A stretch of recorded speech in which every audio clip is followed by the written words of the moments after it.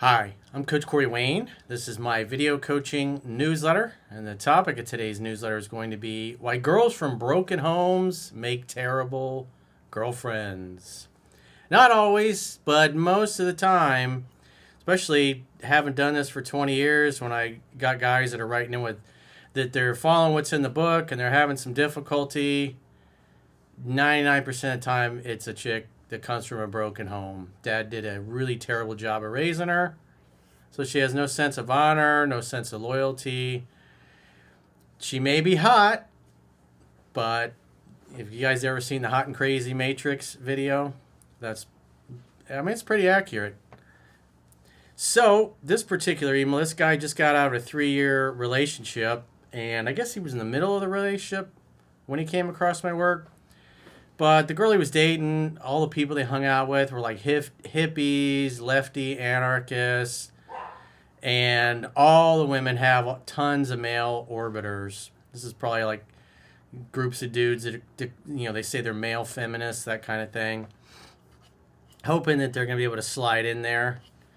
So he recently ended this relationship because she tells him, oh, I fell in love with somebody else. So she clearly lined up another guy while they were together. And so it's just more evidence that just shows when you come across a girl like this, you just got to exercise self-control. You cannot get carried away on how beautiful she is or how much you like her. You got to look at her actions.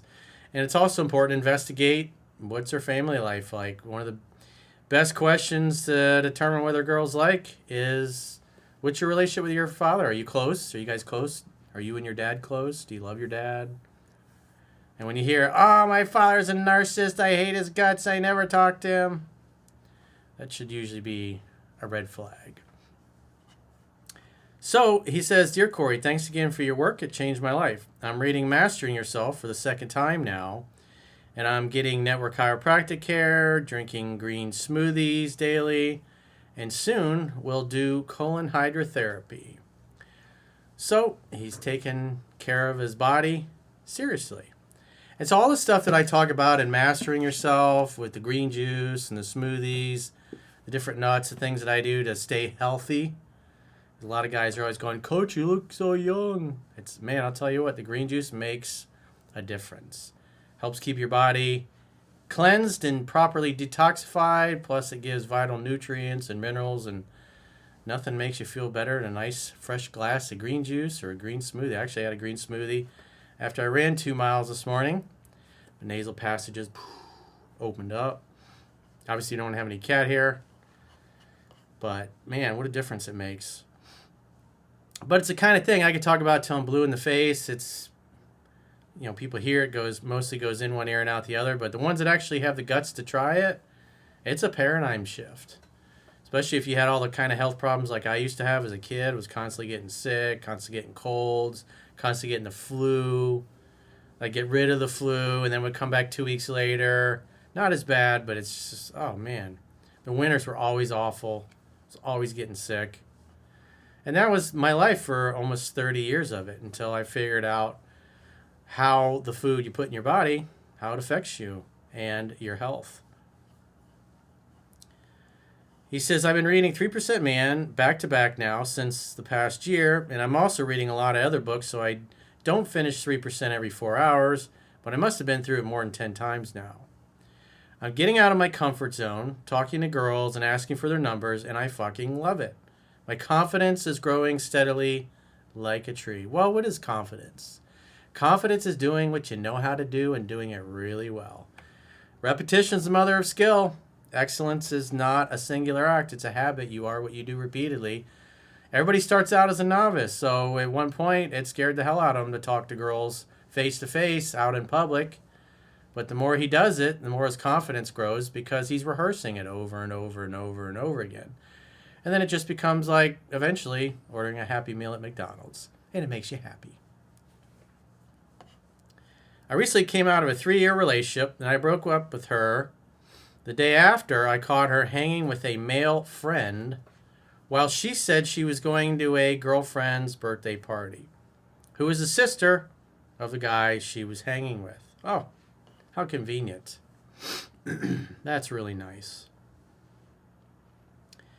Before that, she came back from a trip and told me she had fallen in love with a guy there, but told him she didn't want anything to do with it because she was in a relationship with me.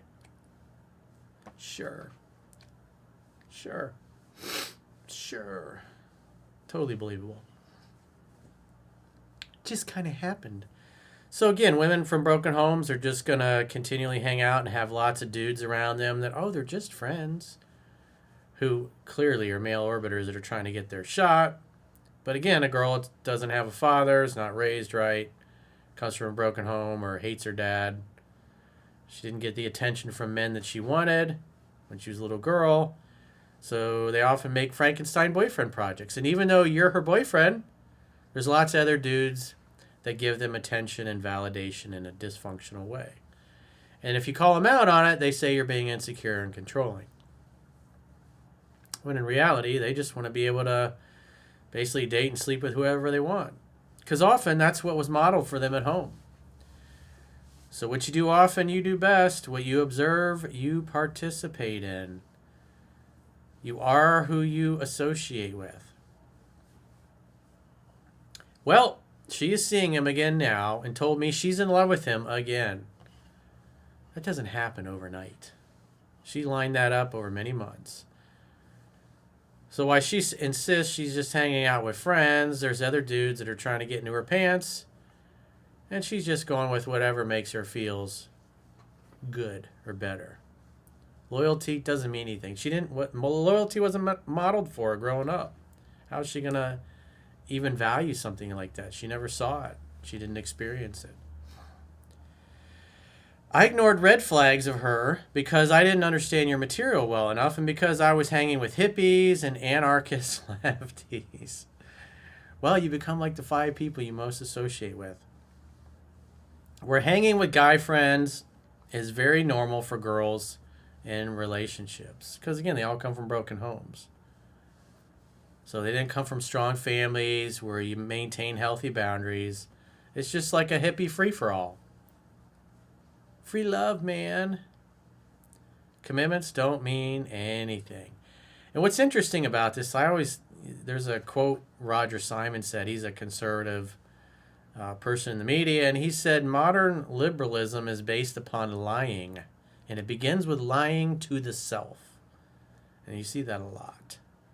So people have especially people on the left are going absolutely apeshit at what Bobby Kennedy is doing and firing a lot of these ideologues, these liars, not testing things, just ramming shit down people's throat. And then the people on the left are going absolutely berserk over it, like it's the end of the world. It's like they want the government to be their mommy. Their government really is Jesus to them. Because they're often atheists. He says, I now see much more clearly the patterns of the parents and how this affects the children. Most people in these groups are pretty fucked up, and I grew out of it. My ex-girlfriend would lie, love bomb, etc. And I ignored it all, but since reading your material, so many things now are clicking. I'm happy I broke up with her. It hurts now since she told me that she's in love with the guy from the trip and he loves her back. Oh, they deserve each other. But eventually she'll cheat on him too, so it really doesn't matter. So he'll get his karma. And she'll never get a guy that's going to really ever commit to her. Just imagine what she'll look like when she's in her 40s. She's going to look like she came right out of a trailer park. Living in a trailer park with a bunch of crackheads is what it'll look like. He says, rejection breeds obsession, but that feeling will pass. She is not my ideal woman anyway. Dear readers, read the book until you know it backwards and forwards. And equally important, practice it. Do what Corey says, and results are guaranteed. Well, the most important thing is you got to vet the people you're with. Character is destiny. That shit matters. How they were raised, it matters. And you got to pay attention to these things. If you're used to dating family-oriented girls, they come from family-oriented families where they stay together. The father is a man.